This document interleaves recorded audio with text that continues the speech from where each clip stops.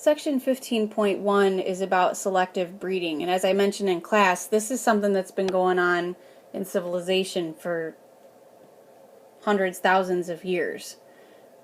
We've done that with dogs, we've done it with crops. The aim is to produce animals or plants with certain desired traits. So it allows only those animals with the characteristics that we want to reproduce, to produce the next generation. Like I said, plants are also selectively bred. Native Americans selectively bred a wild grass called teosinte, which you see right here. Ooh, that didn't work out very well. Sorry. Still didn't work out very well. Anyway, that one. How about I just do that? Teosinte. It's a wild grass native to Mexico to produce corn. A far better plant nutritionally and productivity-wise. And now, as you know, corn is super important to the world. There are two common methods of selective breeding: hybridization and inbreeding. There's an American botanist named Luther Burbank that developed more than 800 varieties of plants using selective breeding. He used hybridization, which is crossing dissimilar individuals to basically produce the best of both worlds. Hybrids are often better, hardier than either of the parents.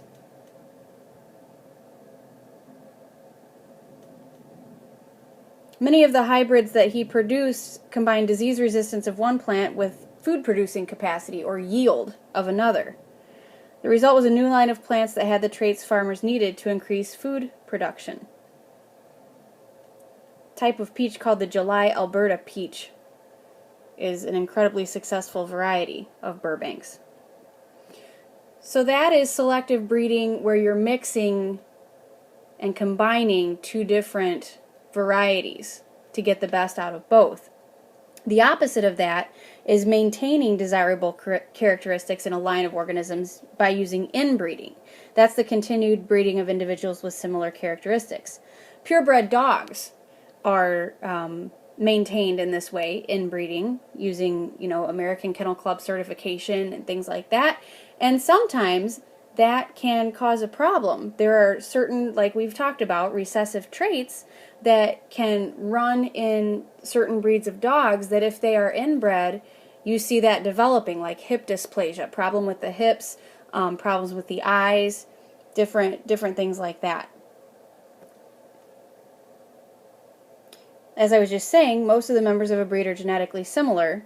That increases the chance that you get a match of two recessive alleles and end up with some genetic problem. Anytime scientists manipulate the genetic makeup of an organism, they're using what we call biotechnology. So it's the application of a technological process, invention, or method.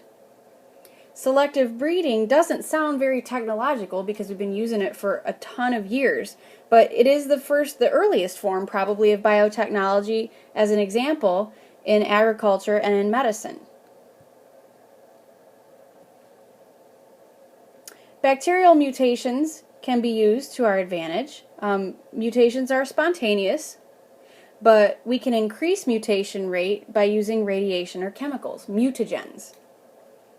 Many mutations are harmful, but sometimes there are characteristics that become useful. Scientists have developed hundreds of useful mutant bacterial strains by irradiating or introducing bacteria to chemicals. There are oil-digesting bacteria that have been developed that help clean up oil spills. Scientists are working on producing bacteria that can clean up radioactive substances and metal pollution in the environment.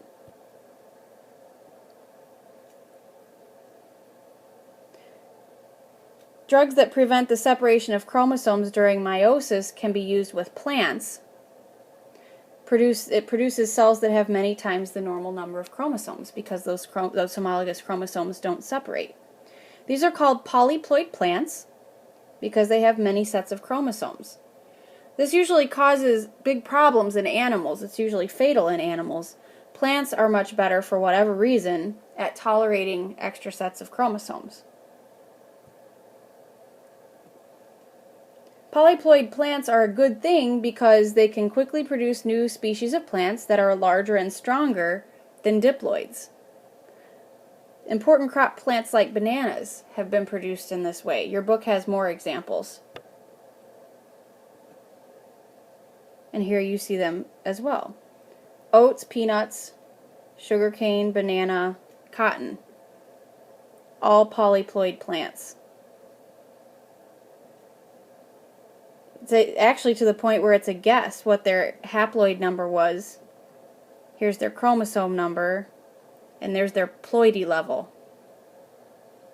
So the oat, for instance, has 6 sets of chromosomes. Bananas are diploid and triploid.